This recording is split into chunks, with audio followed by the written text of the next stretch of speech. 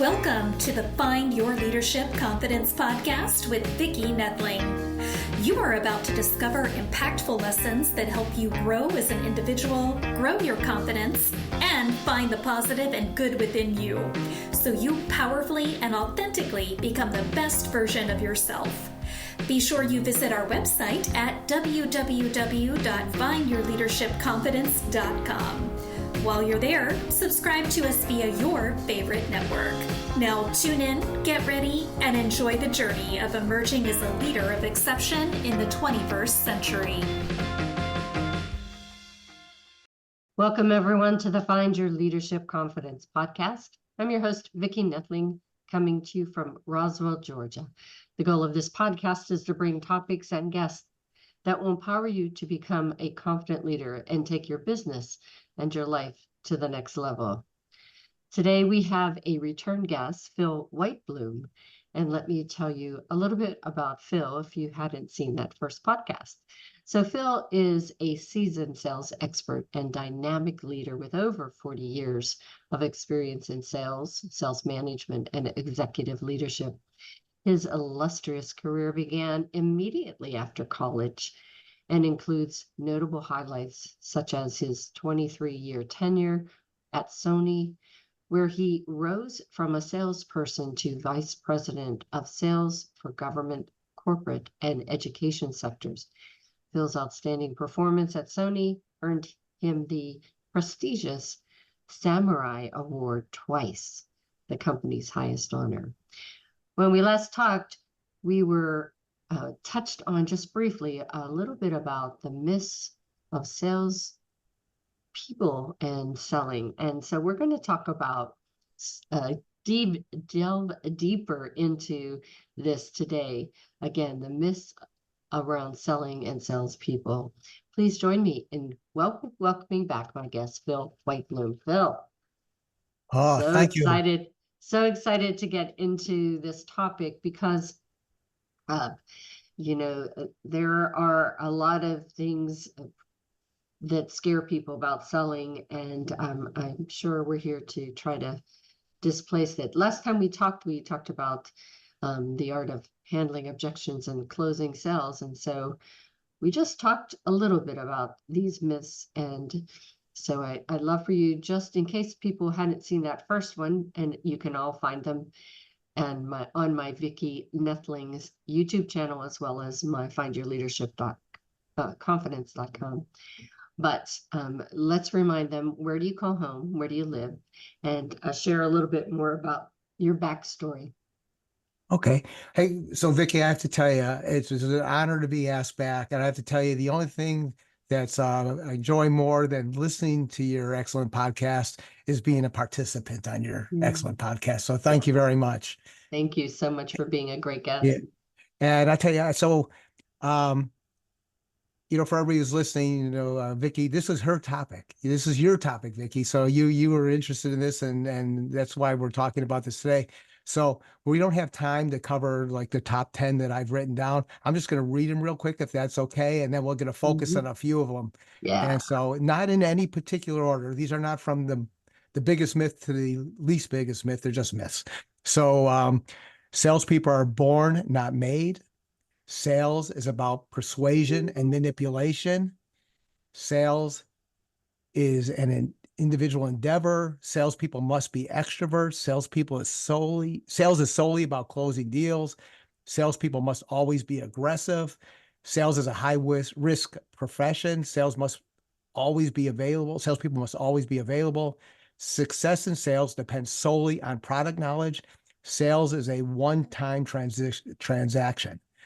And so we're going to bust a few of these things here today because they're just, they just need to be, once again, when we spoke last time, I told you one of my life's goals, if I should live long enough, is to turn sales from a connotation, to a denotation, where people should wear their sales badge proudly where in the field, because all we do is help people. That's the only reason salespeople exist, is to help others to achieve whatever it is they need to achieve relative to what you're offering, right? Yeah. So One of the things that's really important, I don't know if any of these resonated with you first. I have a couple that I picked, but Vicki, if there's one that resonated with you, just throw it out there and we'll Well, address it. let's start with yours. Okay. So sales is all about persuasion and Yeah, manipulation. that's a good one. Okay. That So that would be, if I was to put some of them at the top, that would be like right there. yeah. And I so, immediately think of the used car salesman. okay. And, with your thought there, Vicki, and just from human nature and stuff, when somebody's coming to sell you something, quote unquote, how do you feel? Mhm. You feel like you're not in control. Right. Just- Right. But if somebody was to come to you and they just said, "Hey, Vicky, I'd just like to learn, this is what I do, but I'd like to learn more about you and what you're doing and about your business," and then you speak with that person for a little while, and that person gets to know you, and then says, Vicky, I hear you that you want to get from here to there, but this is what's keeping you from there. If there was a way that I could help you to get from here to there, would you be interested in learning more? Absolutely. And then how would you feel about that person? So you don't feel threatened. You feel really that you just had a conversation and that they were wanting to know about you and help you. So more of an empathetic kind of conversation than this persuasion and manipulation. Right. So I haven't told you anything about myself, Yeah. right? And when we even met, you really didn't know anything about because you got referred. I didn't even know, I didn't even request to come to you. You were referred through another person to you, and that's how we got together. So a referral is a very powerful thing. Yeah. But Hmm. you wouldn't have asked me back if there wasn't value that was given for your listeners, right? And Hmm. your viewers. Right. So it's about, but did I persuade you to do that? Did I manipulate it? Or did I even ask to come back? No. No, because so this is how it is for everybody. There's nothing magic here. There's nothing um, tricky. It's about really being curious and sincere about being curious about the person that you're talking with. Because you know what?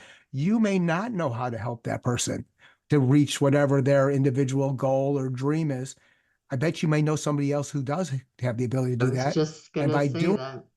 you could just say, "Hey, this has been great. I wish you all the best. And I don't have any way to help you, but I know Judy over here, and Judy, this is her area of expertise. Would you like me to give you an introduction?"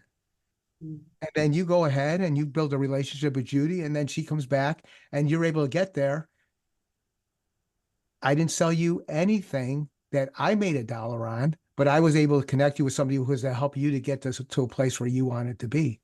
Yeah. And so sales is not about persuasion and manipulation, because when people come and they're banging at you and they want you to do this because they knocked on your door and they're pushing this on you and everything else like that, that's pushing and being persuasive, but that's not a professional salesperson.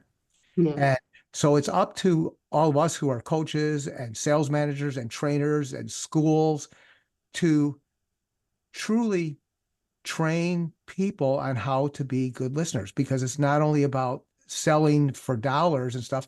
If you're in any kind of place where you have to negotiate with people in any kind of organization, or it could be a nonprofit, it could be a school, it could be your own family, by asking questions and listening, you're not persuading your family members to do this.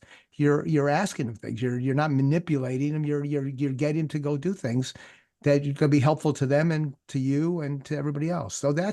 So sales is not about persuasion and manipulation. It's about listening actively, paying attention, and only talking about what's important to them, not what's on your PowerPoint. Because if Yeah. 90% of your PowerPoint has detail in there that's irrelevant to you, Vicki, then I'm just wasting your Yeah. time and boring you to tears, and you'll probably never do anything. But if 90% to 100% was all focused on what you were talking about, how would you feel then? Yeah, very good.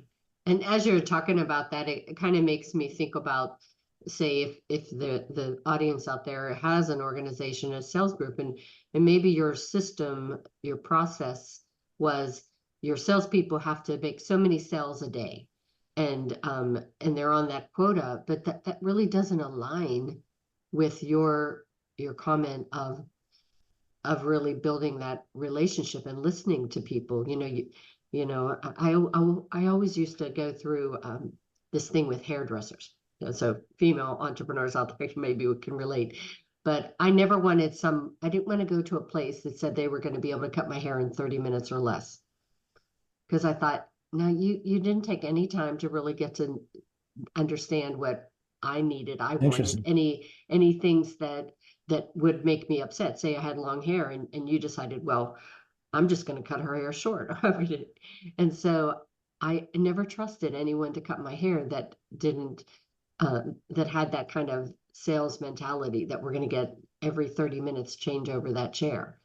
And I think it's the same way with a business, any business, that if you have this mentality that your sales force has to meet a quota every single day, the quality of that conversation that they're having with each of those things is not going to be what you just described.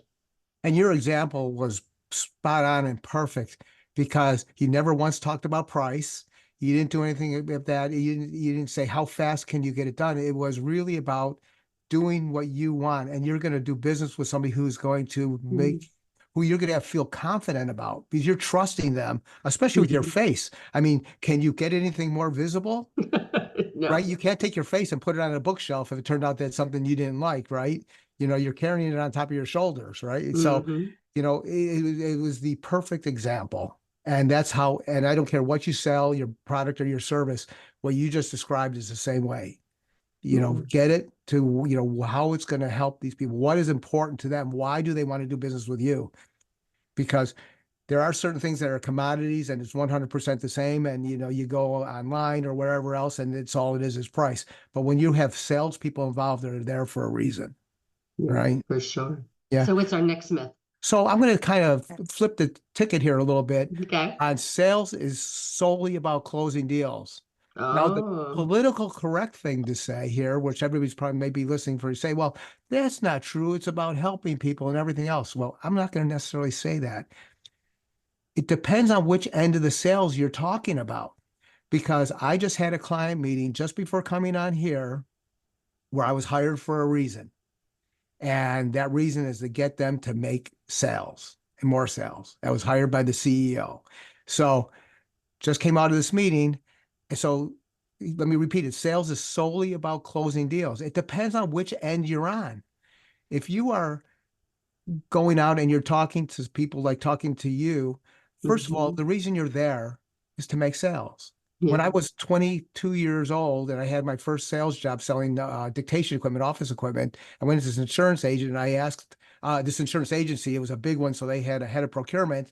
And I said to her, I said, what drives you crazy about salespeople? Because that's all she does all day long is talk to salespeople. She's head of procurement.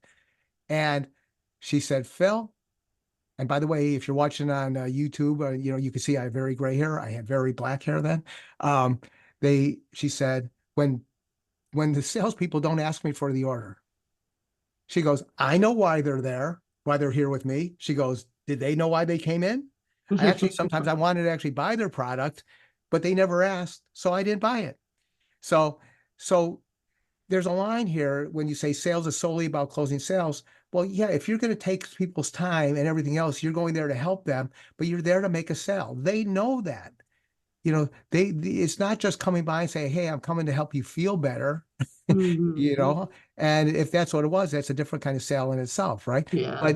But you work for a business, whether it's your own business as an entrepreneur or you're working for somebody else, your job, if you're in sales, is to make sales. Yeah. So in that case, it is solely about making sales. And you make your sales by helping others, by helping your customers, by helping your clients. It's just on how you perceive yourself. If you go in and you're all about, I'm only here to make a sale and not to help you, just to be that manipulative, persuasive person that we were avoiding in the last few minutes, then no, it's not about that. But you have to look at why you're there, and they know why you're there. It's not a secret. They're not wondering, what are you getting at? Are you getting ready to offer me tickets to the ball game? No, that's not what you're there for, right? Are you there to offer to marry my daughter? No, you're what is it you're selling? What is it? But so sales is about closing deals, but it's the whole connotation that goes with that. And when Yeah. people don't do their job right, then this is where this myth comes from, because people go into business primarily because they have a passion for what they do. It's like, Vicki, you don't have to do podcasts, Yeah. right? You do podcasts because you Yeah. have a passion in some way. Mm. I've never interviewed you with that. I would like to do that one day, maybe, and find out what is that passion behind why you do this. And then if I had a service or a technology or something that I was selling that could actually help boost it to another level or get to someplace where you haven't gone, then that would be helping you, Mhm. right? So Yeah. it's not just saying, hey, Vicki, you have a podcast. I have a camera. You should buy my camera. You have a Yeah. camera. It's high def. It works great. I can see you clearly, you know. So that's where that comes from. How did I do Yeah. on that one? That was good. That was good. What's the next one? Or do you want me to give So, you one? um, so the other one is salespeople must be extroverts. Oh, yeah, that's one on my list too. Sure. Go ahead. Okay. So let me ask you, Vicki, do you consider yourself to be an extrovert, No, an introvert, no. or what is it, ambivert? You know, somebody who Yeah. kind of rides the line? So I would say I am an introvert naturally, but I have learned over time to push through that to be able to take myself out of my comfort zone. Okay. And how do you feel about your results? Oh, good. I mean, it changes your life. Yeah, and we're here, right? But Yeah. it didn't stop you from doing this. No. So there are so many people that are introverts that you would never know by talking to them. And an introvert's not a bad thing. It's a No. characteristic. It's Yeah. just who people are, right? Now I am an extrovert. There's no reading, there's no gray area there. Um,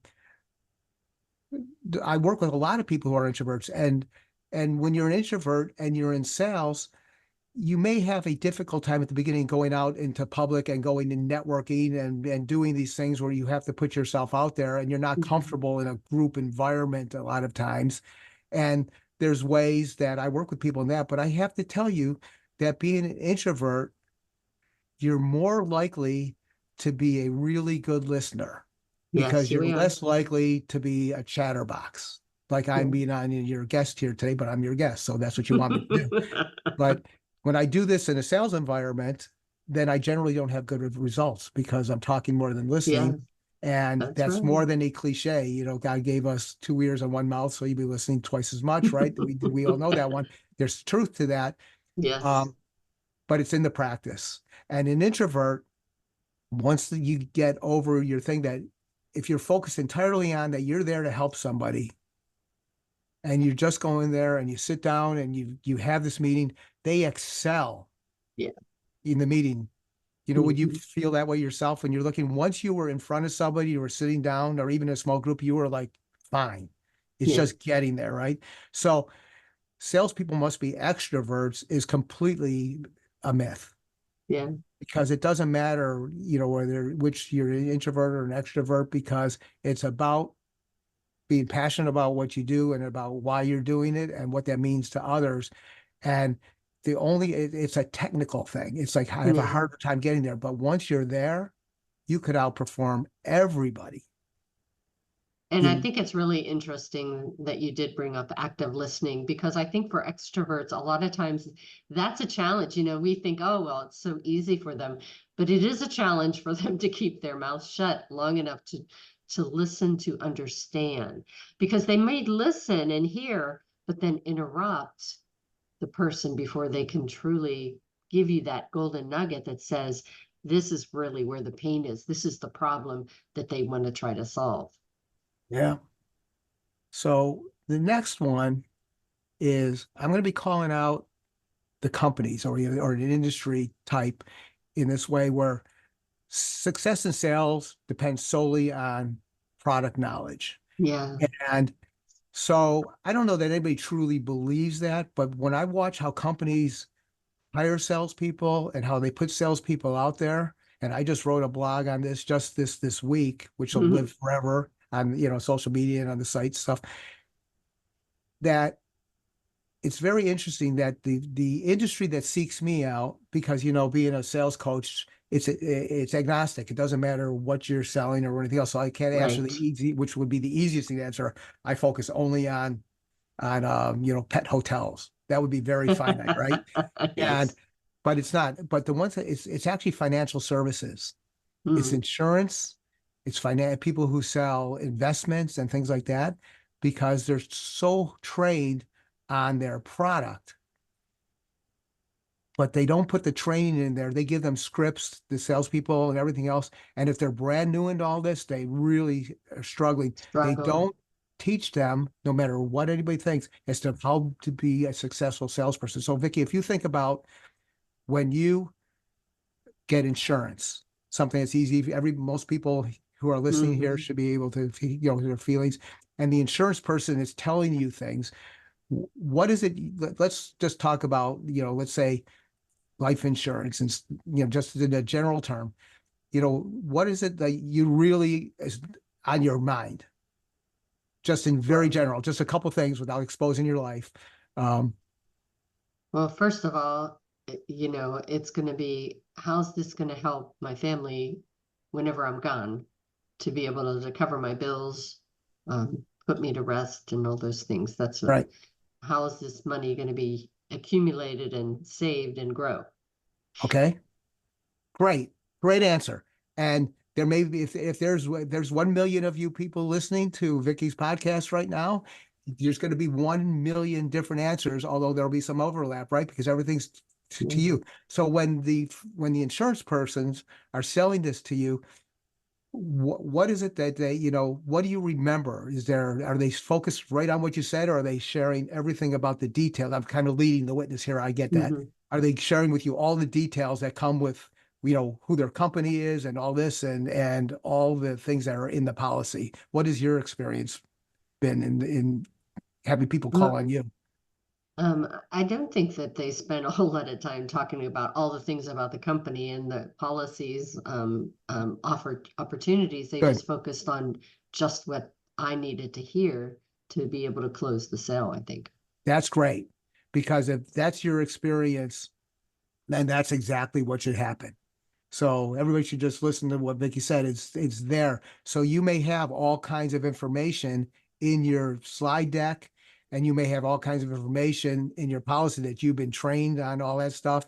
And what I find is that in having people in the industries work with me and how they do these things, that they have a tendency to show all this other stuff because that's what they're trained to do. And they didn't have the same experience that you have where they focus right on there. And then if there is something, though, in fairness, if there is something that you did not know about, let's say with life insurance, some life insurance companies have living benefits. So where Hmm. you were focused about, what happens when I'm gone, but what happens when you're alive? Well, how Hmm. would this benefit me? Oh, you mean there's catastrophic care if I should get really sick and hospitalized or I need all this other stuff, that my life insurance will cover that? Well, I didn't know that, so I never asked about that. So that's something that you bring because it's unique to what you're offering, if that's what you Hmm. have. So the point here is that you have to, it's not about the product knowledge. You have to have your product knowledge, but you have to know when to use what parts of your product knowledge to to be able to have everybody respond the way Vicky did. They focus Hmm. right on this. So, and you can't expect your client or your prospect to tell you what I only want to hear this because they won't even think to do that. Yeah. Right. And it's true. I have a anti-aging and wellness business, and I drove the person who became my partner crazy because I spent a year using all the products before signing up to sell them because I wanted to be able to really say that they worked or not. But when I talk to customers about the things, I listen to about where they feel that they need help. And that's the products I talk about. I don't talk about all the products that we have. So I think what you said is perfectly aligned. Yeah, that's great. I love those So, examples you could I should bring you with me everywhere. so I think we have time for one more myth. Okay. And again, all the other myths you can get from his book, and we'll talk about that in a moment. But what's one more myth?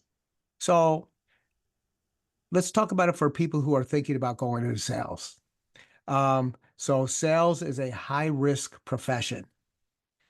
Well, with risk comes reward. And I would say there's many, many career paths out there that are high risk. Um, and maybe you could even say just about everything's high risk, depending on how you're measuring risk. Um, so there's so many types of sales out there that if you're not comfortable in one area of sales, for example, if you're not comfortable going door to door, business to business, and you're thinking, wow, that's just so high risk, I'm on straight commission or whatever I'm doing here, and it's just too high risk. But sales is about helping people. And you could be an excellent salesperson in any type of field of sales. You could be in retail, being in a clothing store, because a good salesperson at a clothing store is fantastic. I'm dependent on that because I'm not good at picking out my own clothes. Just ask my family. And um, so when you have a salesperson who could say just what you were saying before, Vicki, in one of your examples about, well, what is it you want to do? Why are you wearing this? Oh, this could look really good on you. Did you know that this matches this? I say, it really does. I had no idea. I would never put these two things together. Yeah, but they do. And so you're helping people and you're in sales and you walk up to the register. I pay for my stuff, very satisfied. That was because of the salesperson. If that salesperson wasn't in that clothing store, it doesn't mean I wouldn't have bought anything, but I may not have been as happy as I was walking out of there, or self-confident. I certainly wouldn't have been as self-confident in what I chose was going to make me look good in front of other people, whether it was for business or just hanging out.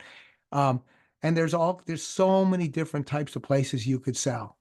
I have clients who are massage therapists and they're salespeople too. And they're doing their service. They don't think of themselves as salespeople until they end up in a workshop with me. And then they get over the shock that they really are, because they need to sell, what is it that you want? Oh, well, they could upsell to say, did you know if you were to get the service, it could actually help your stress and everything else, or it could improve your circulation if we were just able to do this? That's selling. If you have to say, you have to ask them to come back, because if you don't ask them to come back, then you're just hoping they come back. So you ask them, would you like to schedule your next visit for next week or next month? And then they would say, oh, yeah, let's do next week. Or why don't we just do twice a month? You say, great, thank you very much. You just sold that because you asked them an alternative close, right? Instead of hoping that they're going to come back. So it's not everything has to be super high risk tied to high pressure, because there are pressure points. I lived in a very pressure intensive world. We had to make our numbers every single month. It was very focused, and that is not for everybody. That is not. But that doesn't mean you shouldn't go into sales. And Oh, salespeople are wow. needed everywhere. So I'll leave it at that.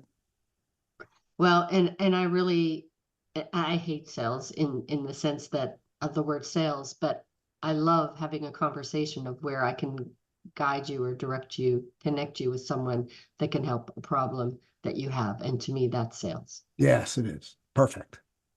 So we're going to share my slide that has contact information. If you are listening, again, you will be able to just hear the information, or you can go to my YouTube channel, Vicki Noethling. Please subscribe, as well as my findyourleadershipconfidence.com. All right, so the website is Been There CS. Again, Been There CS, like Charlie Sam.com. And Phil will talk to you about the things that you can find on there, as well as how to get his book coming in September of 2024. That is great. Well, thank you very much for that. Yeah, on the website, you will be able to see all the different services that offer, how to help different people. And it truly is about this. The results have been just great. If you'd like to just have a conversation with me, there's a contact us page. That's probably the most important page on the entire website. Just go in there, drop me a note. Hey, and say I heard you on Vicki's podcast, and that would be wonderful. And so we could continue to support Vicki too, well beyond this particular podcast. So all of it's right there, and I'm on LinkedIn. Just look for Phil Whitebloom. It's right there. And I do have a book coming out. Thank you very much. So whenever you listen to this, it's probably out by now because it releases on September 9th, 2024 on Amazon. And it's called Handling Objections. clues for closing the sale. And you'll learn that an objection is something you should welcome. And because it will help you to close the sale. And thank you very much for this opportunity, Vicki. I just love being here with you. Awesome. Bill, always great to have you on such great information. I do hope that people go to your website, take advantage of those resources, and definitely get that book so that you can be Yeah. more informed and not be so afraid of sales anymore. Hey, and I'd As like to offer you something. So Sure. I have a sales coaching hour that takes place on Wednesdays at noon. It's called the Been There Sales Coaching Hour. And I have members that join. Sometimes its size varies different. But it would be wonderful to have you come on to that. There's two things I want to, and just talk about, how your business and, it's a sales coaching hour and how this helps your sales, but how you help other people through your podcast and encourage people to become podcast guests and Yeah. whatever you want to talk about. It would be fantastic. It's not a podcast. I don't record this and put it up on YouTube. I record it as history and let our members come back and, they just ask me, I send them a Awesome. link for that. And then, but Brianna Henley and I have the Been There, Sold That podcast. And we would love to have you on as a guest to talk That would about be what you're awesome. doing. I would love that. I always never turn down a speaking opportunity for Okay. sure. So I'll Definitely. send you an email and you could pick whatever Wednesday you want. And Perfect. for that one, and then on and Brianna and I usually record our podcast on Mondays Eastern time. You're in Georgia, so you're Eastern. And we start recording between like 10:15 and 10:30 usually. And but if that doesn't work for you, we would work around your schedule because we do it just like this. So Perfect. so that Perfect. would be, I would love to have you. Awesome. All right. As always, I remind everyone that life is a journey. It's up to you to enjoy the ride. This is Vicki Noethling signing off. Thank you for tuning into the Find Your Leadership Confidence podcast with Vicki Noethling, where we share impactful lessons that help you grow as an individual, grow your confidence, and find the positive and good within you so you powerfully and authentically become the best version of yourself. Remember to visit our website at www.findyourleadershipconfidence.com and enjoy even more great episodes like this one. Again, while you're here, subscribe to us via your favorite network. We look forward to seeing you next time on the Find Your Leadership Confidence podcast.